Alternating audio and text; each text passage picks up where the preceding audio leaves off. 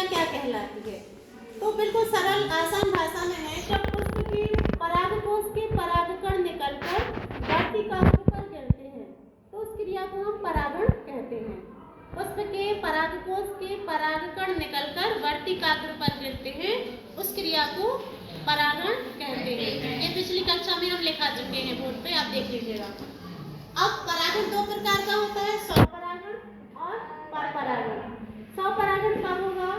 जब एक पुष्प के परागकोश के परागकण निकलकर उसी पुष्प की वर्तिकाग्र पर गिरेंगे या उसी पौधे के दूसरे पुष्प, क्या आप देख रहे हो ये प्रक्रिया, या उसी पौधे के दूसरे पुष्प के वर्तिकाग्र पर गिरेंगे, तो ये स्वपरागण की प्रक्रिया कहलाएगी।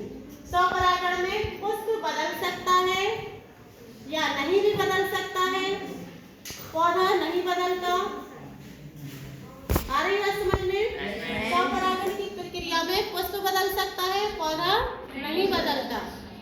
एक ही पुष्प के अंदर प्रक्रिया हो सकती है या एक ही पौधे के एक पुष्प से दूसरे पुष्प के अंदर प्रक्रिया हो सकती है।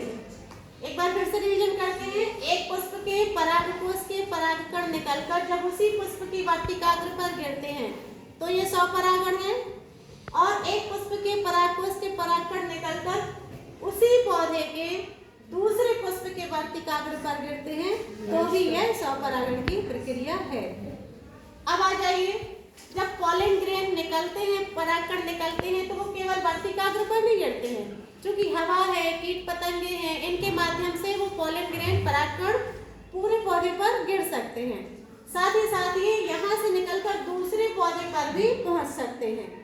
तो जब परागण की प्रक्रिया में एक पौधे के पुष्प के परागकण निकलकर दूसरे पौधे, आप देख रहे हैं ये पौधा दूसरा हो गया, पौधा चेंज हो गया इसमें परपरागण में।